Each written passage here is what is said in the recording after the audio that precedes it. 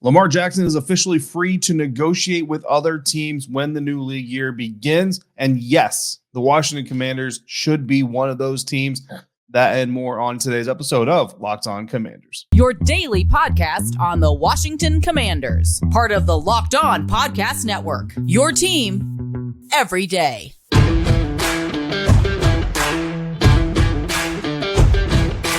Welcome in, Washington Commanders fans, to the Locked On Commanders podcast, part of the Locked On Podcast Network, your team every day. This is your daily podcast covering the Washington Commanders. We are free and available on all platforms, including YouTube and the WUSA 9 Plus app on your Roku or your Amazon Fire Stick. And we thank you for making us your first listen or your first view of the day. I am David Harrison, credentialed member of the media covering the Commanders for Commander Country, a part of Sports Illustrated's FanNation. You can find me there. You can find me on Twitter as well at DHarrison82.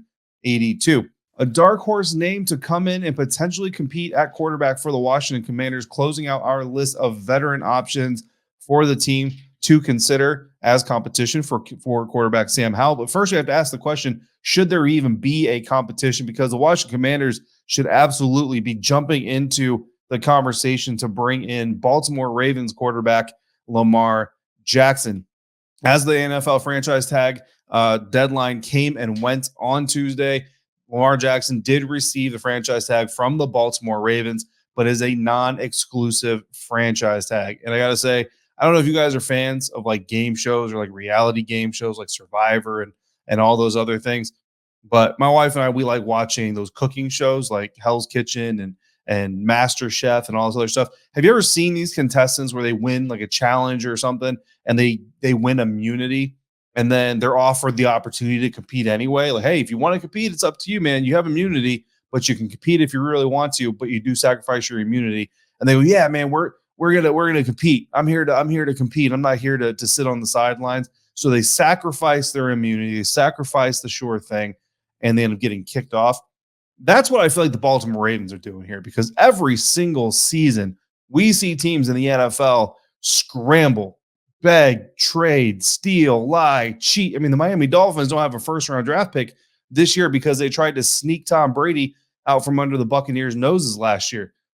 These teams will do anything and everything they can do to get a franchise quarterback. The Baltimore Ravens have a former MVP quarterback on their roster, wants to re-sign, has been trying to negotiate a deal. And what do? They slap a non-exclusive franchise tag on him, giving him the freedom to now go talk to other teams after, quite frankly, almost frankly, just completely disrespecting him in the negotiation process in the first place. And if you go back to last year's NFL draft process, I kind of talked about it then, that it looked to me like the Baltimore Ravens were essentially setting Lamar Jackson up to have a down season so they could potentially renegotiate and re-sign him for lesser money, saying, hey, man, you didn't do all that great this year. You know, ignore the fact that we didn't really give you any weapons outside of Mark Andrews and try to lowball him. And I think that's what they've basically been trying to do, is trying to lowball Lamar Jackson, representing himself, not really taking the bait on that. Says, no, I know what I think I'm worth. I want that kind of money. If you're not going to give it to me, I'll go somewhere else and get it. So the Baltimore Ravens putting the non-exclusive franchise tag on him, which means that when the new league year starts, legal tampering starts, Lamar Jackson will be free to talk to other teams. If he agrees to terms on a contract with another team, then the Baltimore Ravens can match if they choose to. If they don't match, then the team that agrees to terms with Lamar Jackson and signs him has to give them 2 first-round draft picks, basically their next 2 first-round draft picks. So for the Washington Commanders, that would, of course, be number 16 this year, and it would be whatever pick their first-round pick is next year. So should the Washington Commanders be in on this conversation? To me, absolutely. Look, the exclusive franchise tag counts for $32.41 million this year. So the Washington Commanders are essentially going to probably have to pay him that kind of money. Now, look, guys will do a lot of mathematical gymnastics here. Maybe you front loaded, maybe you back load it a little bit, whatever you need to do to make the cap numbers hit or make the cap numbers work. But look, there's already a handful or 3 or 4 teams that were considered to be extreme competitors for Lamar Jackson services already reportedly out in the mix. The Carolina Panthers are reportedly not going to pursue Lamar Jackson. The Atlanta Falcons also reportedly out of that race, as are the Las Vegas Raiders, reportedly not going to be pursuing Lamar Jackson. So really, outside of Washington, that kind of leaves you the New York Jets, who are supposedly kind of in on Aaron Rodgers, If they don't get A-Rod, maybe they they go into conversations with Lamar Jackson.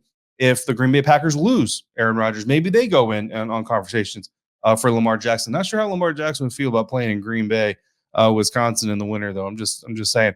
The Miami Dolphins are an interesting team because recently there were rumors floating around the scouting combine, according to Rich Eisen on his own show, the Rich Eisen Show, that possibly Tom Brady was talking about coming out of retirement again, but this time playing for the Miami Dolphins wouldn't be tampering because he would be a free agent even if he did unretire. And that, of course, would be contingent on Tua Tagovailoa's health not being all that great, and maybe he needs more time to recover from the multiple concussions that he suffered last season. So if Tua is in fact unhealthy, or maybe the Dolphins just want to move on from Tua in general, then maybe Lamar Jackson heads to Miami. Look, if Lamar Jackson heads to Miami, it wouldn't be the first time we talked about Tua Tagovailoa and the Washington Commanders, right? So first and foremost, you kind of look at this, and some of the competing teams are starting to kind of dwindle down already. A dark horse team that I think could go after Lamar Jackson, Justin Fields, and the Chicago Bears don't seem to be seeing eye to eye. Maybe the Chicago Bears try to work out a deal with the Baltimore Ravens where they renegotiate a new contract with Lamar, but in the process, they trade Justin Fields to the Baltimore Ravens. You essentially trade Lamar Jackson for Justin Fields, and then Lamar gets his deal with the Chicago Bears after he arrives. Look, I wasn't going to dive completely into this conversation, but then too many people started talking about the Washington Commanders. Ryan Clark of ESPN talked about the Washington Commanders. Herm Edwards on ESPN, former Arizona State head coach, talked about the Washington Commanders. And then it just kind of started to grow. So I'm like, you know what? If we're going to talk about this, let's talk about this. Do I think the Washington Commanders should talk to Lamar Jackson? I absolutely do. I think, again, look at the way the teams scramble over each other, climb over each other, trying to get a franchise quarterback. If you have the opportunity to go get an MVP caliber quarterback, you have to do it. Like, you have to talk to this guy. So to me, the Panthers, Falcons, and the Raiders, you're automatically crazy in my book. Now, I'm not saying you got to do everything and anything, completely spend all your money just to get them, but have the conversation, have a cup of coffee, have a Zoom conference. You know what I mean? Like, I mean, the distance between M&T Bank and FedEx Field is an hour. Now, granted, the Commanders operate out of Ashburn. It's a little bit longer. It's about an hour and a half, but it's not that far. Meet halfway, get some delicious food in the nation's capital, and talk. Just have a conversation. I'm not even saying that you have to necessarily do everything and anything. Kimberly A. Martin of ESPN did report on Twitter that she's being told, or from what she's gathering, the Commanders are unlikely to pursue Lamar Jackson. But look, there's a difference between pursuing and having the conversation. I think you have to have the conversation. I love Sam Howell. I got to talk to him a lot during the season. Really enjoyed all of it. Really enjoyed watching him go out there against Dallas and not get murdered. You know what I mean? Took a couple of hits, but he took them really well. I was very happy for him. I'm a big fan of Taylor Heinicke. I like what he brings to the field. But at the end of the day, this is an MVP caliber quarterback, and he's a quarterback that when you look at your offensive coordinator, Eric Bieniemy, assistant head coach, you look at Lamar Jackson, you say, this dude fits exactly what he wants to do. And look, maybe there's a situation where you execute a trade for Lamar Jackson as well. I'll get more into those ideas if we get some sort of traction that the Commanders are even talking about it. Right now, Washington has an estimated $16.7 million in salary cap space after using their franchise tag on Daron Payne. That certainly complicates things a little bit. But look, bottom line, last year, the Washington Commanders were willing to give up 3 first-round picks for Russell Wilson. You're not going to give up 2 first-round picks to sign Lamar Jackson. I don't know. It seems like too drastic a shift in opinion. And again, no shade to Sam Howell, but practice in one game, to me, can't completely flip the script on the narrative. So look, whether the Commanders go in on Jackson or not, the team still right now, as last we knew, the team says they want Sam Howell to earn the starting quarterback job, not just handing it to him. He needs to earn it. I'm going to tell you 3 guys I want to see him compete against, and I'm going to add a dark horse candidate. That's coming up next on today's episode of Locked On Commanders, part of the Locked On Podcast Network, your team every day. And today's episode of Locked On Commanders is brought to you by FanDuel. The midway point of the NBA season has come and gone. We're in the final stretch heading towards the NBA playoffs, and now is the perfect time for you to get in on the action by downloading FanDuel, America's #1 sportsbook, because new customers, you get a no-sweat first bet up to $1,000. That's bonus bets back if your first bet doesn't win. Just download the FanDuel Sportsbook app. It's safe, secure, and super easy to use. Then you can bet on everything from the money line to point scores and threes drained. Plus, FanDuel even lets you combine your bets for a chance at a bigger payout with a same-game parlay. I'm a big fan of the same game parlays. I like betting on Wizards games and hitting the over-under on the total points. I like going after Bradley Beal points or threes. I like going after Kristaps Porzingis points or rebounds. Daniel Gafford rebounds every once in a while. Kyle Kuzma, depending on who's healthy, who's on the court, of course. Don't miss your chance to get your no sweat first bet up to $1,000 in bonus bets when you go to FanDuel.com/lockedon. That's FanDuel.com/lockedon to learn more. Make every moment more with FanDuel, an official sports betting partner of the NBA.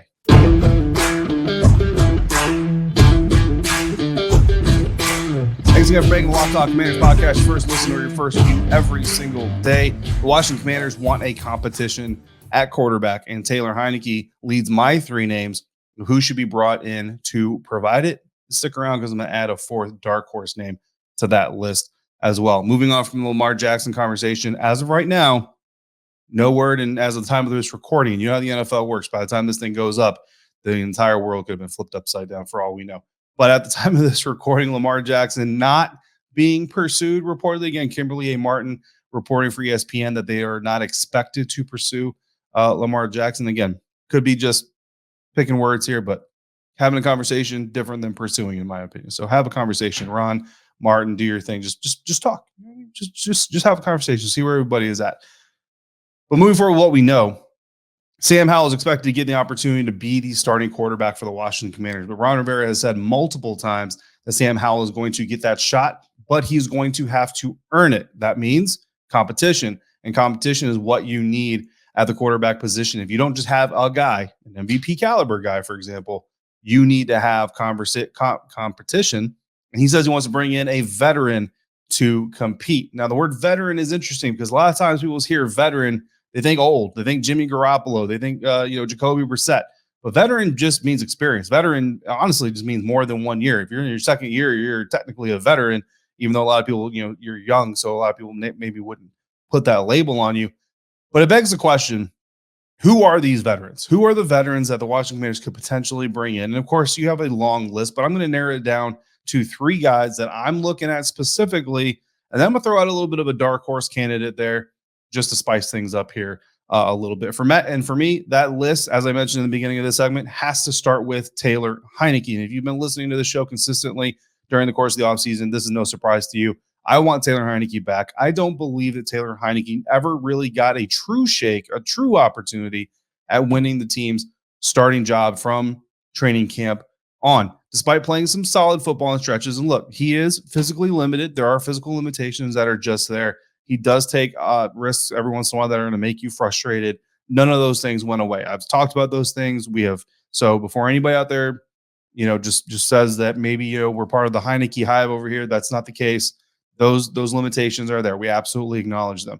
But he still has also played solid football at times. And the vibe coming from the team, even during those solid stretches, was never a commitment towards Taylor Heinicke. They always had their eye on someone else. 2021, they bring in Ryan Fitzpatrick. Quote unquote, there's a competition. But let's be honest, guys, that was not a competition. Then Ryan Fitzpatrick gets injured in the first quarter of the season. Taylor Heinicke comes in, and there's a stretch there where he plays really good football.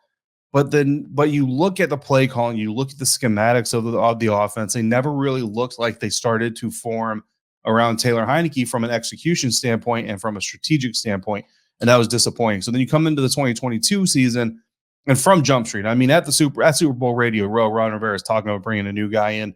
Taylor Heinicke is fielding questions about who the next starting quarterback is going to be after he's replaced after starting this entire season, all these things, and they make the move. They offer up 3 first-round picks for Russell Wilson. They don't get it. So instead, they offer up some mid-round picks, and they go get Carson Wentz. And from the jump, Carson Wentz is the guy. He's the guy that Ron Rivera wants. He's the guy that the Washington Commanders want, even though he wasn't even the first guy that they went after in trade scenario, free agency, or what have you. So obviously, Taylor Heinicke never gets a crack at becoming the starting quarterback in 2022 either, but Carson Wentz gets injured against Chicago Bears. He's got to miss some games. Taylor Heinicke comes in, lights a fire under the butts of the Washington Commanders, reinvigorates their playoff opportunities and NFC East division contendership. All of these things, a tie against the New York Giants, a bye, a loss against the New York Giants, struggles against the San Francisco 49ers, and Ron Rivera and the Washington Commanders really just couldn't wait to pull him from that game. Carson Wentz, to his defense, did well in the second half against the San Francisco 49ers, still lost the game, comes in against Cleveland Browns.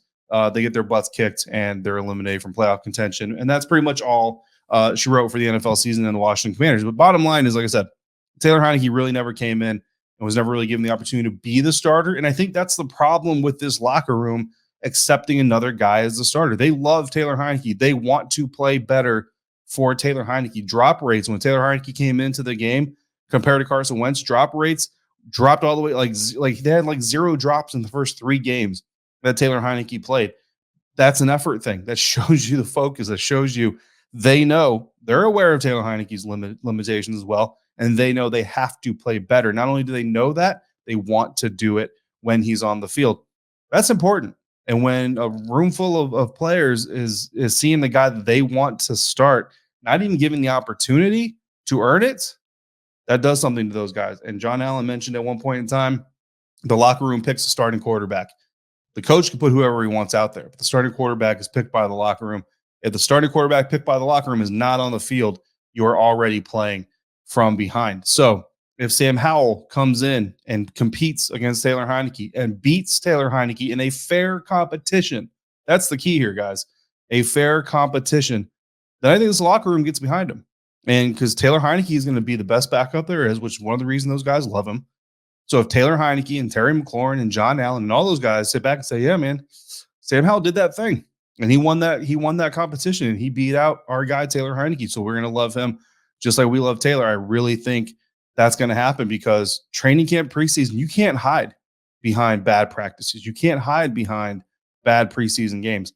We see just about everything that they do from an operational on-field standpoint during training camp and the preseason up to a certain point.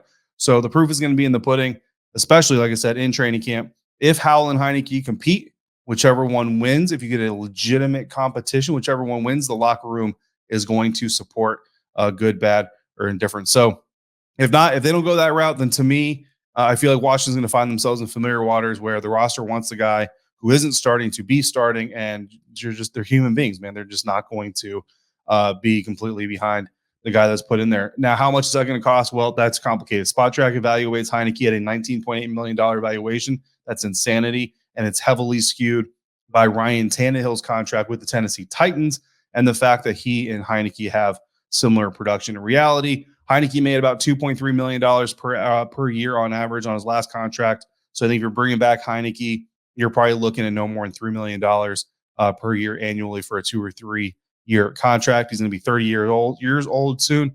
So that gives you Howell, Heinicke, and Jake Fromm in the quarterback room. Again, I'm good with that quarterback room if the Washington Commanders come back with it and they don't pursue Lamar Jackson. If you want to draft a guy late, or if you want to go the UDFA route for a camp arm, practice squad guy, by all means, do that. But Taylor Heinicke, not the only veteran quarterback in the free agent pool. So let's talk about 2 other potential options coming up on today's episode of Locked On Commanders here on the Locked On Podcast Network, your team every day. 2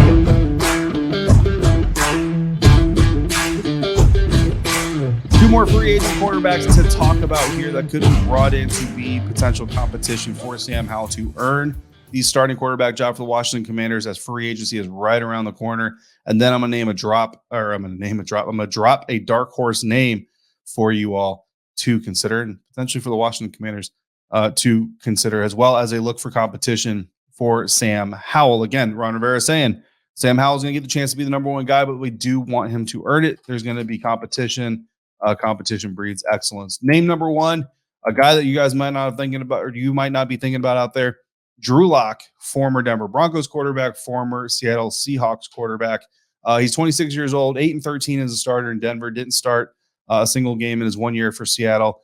In my opinion, look, when Drew Lock came in, he started off 4-1 with the Denver Broncos, and then following the 2019 season when he started 4-1, 2020, 2021, I think way too much was put on his shoulders and his shoulders alone.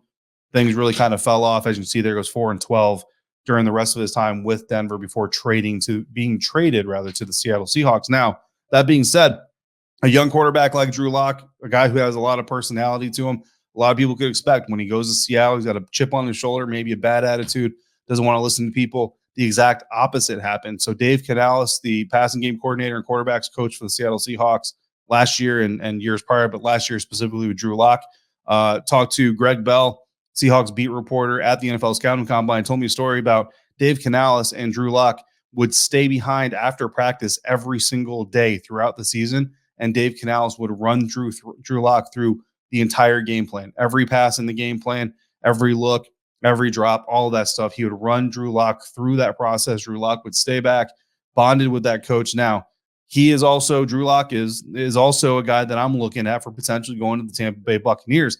But I take that story and what I see is a still very young quarterback, 26 years old. There are guys in this year's NFL draft class that aren't going to have the experience that Drew Lock has that are almost as old as he is. So you take that quarterback with that amount of experience he has, that maturity that he's showing for being traded to a new team, and not only coming in and saying, how do I play your brand of football, but staying after practice, working with his quarterbacks coach, working with his pass game coordinator to get better and taking every single rep in the game plan, every single practice. That is experience, that is maturity, and that shows a quarterback that at 26 years old, I think he's still a good guy to have in the meeting room and in the locker room. Would not be upset to see Drew Lock join the fold here in Washington. If he doesn't go to Tampa, which there's an automatic connection there, Dave Canales now the offensive coordinator for the Tampa Bay Buccaneers. So if he doesn't go to Tampa for whatever reason, I would not hate to see Drew Lock land in Washington. So that's a little bit on the younger end. The next veteran quarterback possibility I see for the Washington Commanders to bring in as competition for Sam Howell could be former Browns quarterback Jacoby Brissett. I almost went Jimmy Garoppolo here, but I really think Jimmy Garoppolo is looking for an opportunity where he's going to come in to compete, but compete as maybe the front runner, right? So maybe you're looking like the team that drafts Anthony Richardson, like maybe the Carolina Panthers draft Anthony Richardson, sign Jimmy Garoppolo. Technically, there's a competition, but really Jimmy G gets the job as a bridge quarterback for maybe an entire year. If he can do well enough, Anthony Richardson probably starts in 2024. Jacoby Brissett, on the other hand, I just don't feel like he's the kind of bridge quarterback that the NFL is going to see as a front runner. He's more the guy who's going to come in, be the backup, be the mentor, be the steady veteran presence behind the young guy. And if we need you, be available to play. Jacoby, 30 years old now, 18-30 as a starter in his career for 4 different teams. Never played for an NFC team before, so I don't know if that's on his bucket list, but it could potentially happen. Last season, threw for over 2,600 yards, 12 touchdowns, and 6 interceptions for Cleveland, starting 11 games before Deshaun Watson was unsuspended, reinstated by the National Football League. So Jacoby Brissett, certainly a potential option going your more traditional, older veteran route there for competition for Sam Howell. Now, my dark horse guy, Washington Commanders have a new offensive coordinator. That new offensive coordinator, assistant head coach Eric Bieniemy, brought in a new quarterbacks coach. That new quarterbacks coach is Tavita Pritchard, former Stanford offensive coordinator. Davis Mills, former Stanford quarterback, 3rd-round draft pick of the Houston Texans, was the starter for the last year plus for the Houston Texans. The Texans are expected fully to draft a quarterback with the number 2 overall pick, even potentially in talks to trade up to the number 1 overall pick to get that quarterback. Although I remember, and I can't confirm, but I'm pretty sure I remember hearing a report or seeing a report that the Texans were not going to trade up to number 1. They would be sticking number 2, which means they like one of 2 guys, either Bryce Young or CJ Stroud. They like them both. They can work with both. They'll take either or, essentially, at this point. So Tavita Pritchard, again, new Washington quarterbacks coach. He's got that connection with Davis Mills when Davis Mills was coming out of Stanford into the National Football League. I mean, if you remember, Davis Mills kind of had this rise up draft boards during the draft process. Tavita Pritchard did an interview where he said that he felt like Davis Mills had starter potential in the National Football League. He said it might take a year or 2 or even 3 to really fully tap into it, but he's going to bring leadership, maturity, and that ability to handle pressure. The Texans, again, they're going to bring in a new young quarterback. Typically, you don't like keeping the former starter in the building when you do something like that. So maybe you can get Davis Mills away from the Houston Texans for like a 5th-round draft pick. This is a guy who's drafted in the 3rd round just a couple years ago. You get him for maybe a 5th-round draft pick. He still has 2 years left on his contract, 2023 and 2024, making less than $2 million per year in salary cap. I mean, that's experience. That's a guy who knows your quarterbacks coach. So at a minimum, he'll be able to help Sam Howell get more up to speed with his new quarterbacks coach a little bit faster. Worst case scenario, look, again, you come in, you give a legit competition. If Davis Mills comes in and beats Sam Howell, It is what it is, right? You want the best quarterback on the field. I'm pretty sure Sam Howell could do damage even with Davis Mills out there in the competition. So I'm not too worried about that. But like I said, if Davis Mills is the leader that Tavita Pritchard makes him out to be, come in and you help Sam Howell get ready. You do your best Taylor Heinicke impression. You be the best backup you can be, and you stay ready because you never know when your opportunity come up. So that's my dark horse candidate, Davis Mills. Jacoby Brissett, kind of your older veteran option. Drew Lock, your younger veteran option. And then Taylor Heinicke, he's kind of the obvious option, but I think that he's the obvious option for obvious reasons.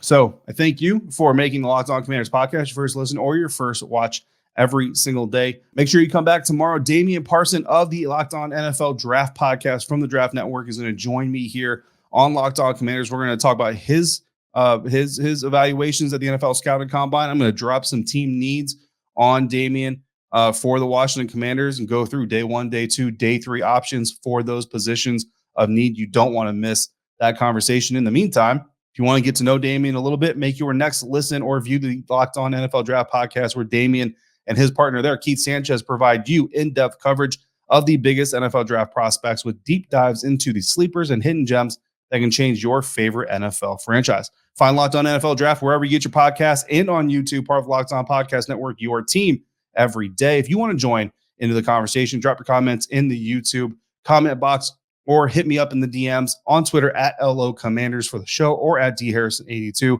in my personal DM box. Signing off for today, I'm David Harrison, staff writer of Commander for Commander Country, part of Sports Illustrated's FanNation. Find me there, find me here, or find me on Twitter at DHarrison82.